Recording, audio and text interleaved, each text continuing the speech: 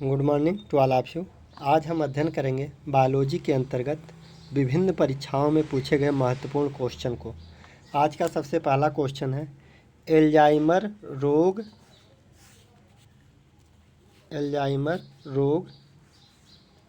मानव शरीर का कौन सा अंग प्रभावित होता है।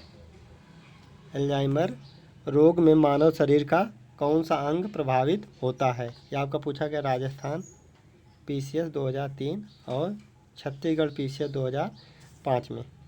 ठीक है, इसका ऑप्शन देखते हैं। पहला ऑप्शन कान, दूसरा ऑप्शन मस्तिष्क, तीसरा ऑप्शन आँख, चौथा ऑप्शन पेट। तो अल्जाइमर रोग में मानव शरीर का कौन सा अंग प्रभावित होता है? मस्तिष्क। इसका सही आंसर है मस्तिष्क। ठीक है, इसका एक्सप्लेनेशन देखते हैं। एल्जाइमर नामक रोग में मानव शरीर का मस्तिष्क प्रभावित होने वाला अंग है, जिसमें मनुष्य की स्मरण क्षमता क्षीण हो जाती है। याद करने की जो क्षमता होती है वो ख़त्म हो जाती है। ठीक है, स्मरण क्षमता ख़त्म हो जाती है। अधिकांशतः यह रोग मनुष्य में 48 से 65 वर्ष की उम्र में होता है। 48 से 65 वर्ष की उम्र में होता है। ठीक है, इसके बाद नेक्स्ट क्वेश्चन को हम देखते हैं। मनुष्य के अंगों में से हानिकारक विकिरण से सबसे कम प्रभावित अंग है।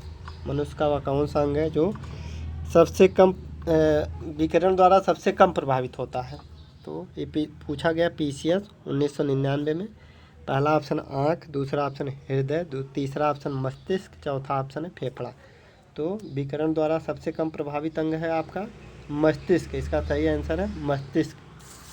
ठीक है, विकिरण के माध्यम से सर्वाधिक हानि आँख की होती है। सबसे ज़्यादा विकिरण के माध्यम से सबसे ज़्यादा नुकसानदायक किसको होती है? आँख को। ठीक है, तो सबसे कम पूछा तो सबसे कम मस्तिष्क होता है। इसका सही आंसर मस्तिष्क है। नेक्स्ट क्वेश्चन को हम देखते हैं।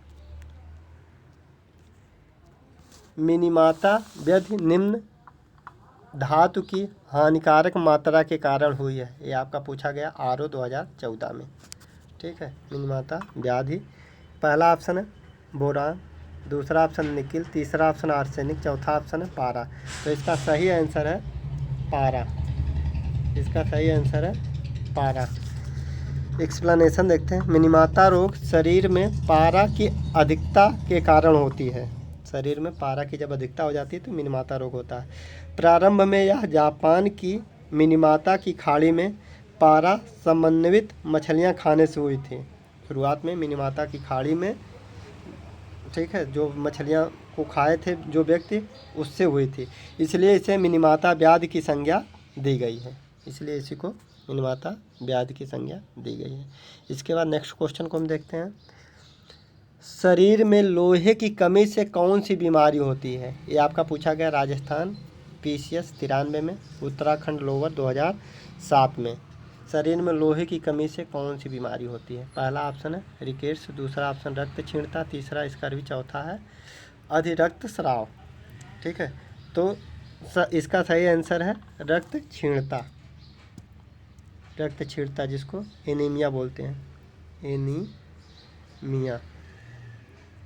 ठीक है, आयरन की जब कमी हो जाती है तो उसे एनीमिया नामक बीमारी होती है। ठीक है, शरीर में लोहे की कमी से रक्त क्षीणता की बीमारी हो जाती है। मानव शरीर को लोहे की प्रतिदिन आवश्यकता 10 से 20 मिलीग्राम होती है। कितना? 10 से 20 मिलीग्राम होती है। ठीक है, इसका स्रोत मांस, अंडा, फलियां, अनाज, हरी सब्जियां हैं।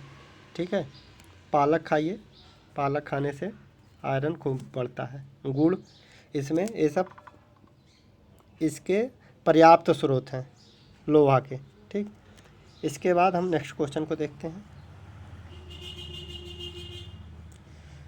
अस्पताल के निम्नलिखित में से किस विभाग में कैथ लैब होती है?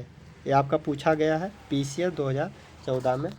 पहला ऑप्शन है पैथोलॉजी विभाग में, दूसरा ऑप्शन शल्य चिकित्सा विभाग में, तीसरा ऑप्शन कार्डियोलॉजी विभाग में, चौथा ऑप्शन है न्यूक्लियर मेडिसिन विभाग में। कैथ लैब किस में होती है? कार्डियोलॉजी विभाग में।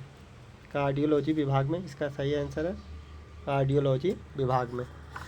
अस्पताल के हृदय रोग विभाग में कैथ लैब होती है, ठीक है, जहाँ हृदय रोग विभाग होता है।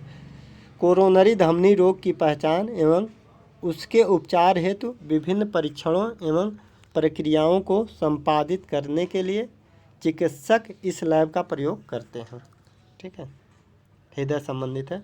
इसके बाद हम नेक्स्ट क्वेश्चन को देखते हैं। औषध वितरण में काम आने वाली खाले संपुट ब्लैंक कैप्सूल बने होते हैं। ये आपका पूछा गया पीसीएस 2001 में। पहला ऑप्शन कवक, दूसरा ऑप्शन गोंद, तीसरा ऑप्शन मांडी के, चौथा ऑप्शन स्लेश के। तो इसका सही आंसर है मांडी के। मांडी मतलब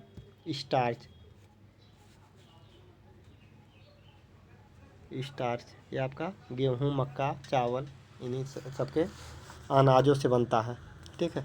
औषध वितरण में काम आने वाली ब्लैंक कैप्सूल स्टार्च से निर्मित होते हैं, जो कि पेट में जाकर आसानी से गल जाते हैं। स्टार्च होता है पेट में आसानी से जाकर गल जाता है, जिसके परिणाम स्वरूप दवा बिना किसी अवरोध के शरीर में पहुंच जाती है, ठीक है। ये दवा को पहुंचाने के लिए काम करता है, ठीक। Okay, thank you. मिलते हैं हम नेक्स्ट लेक्चर में।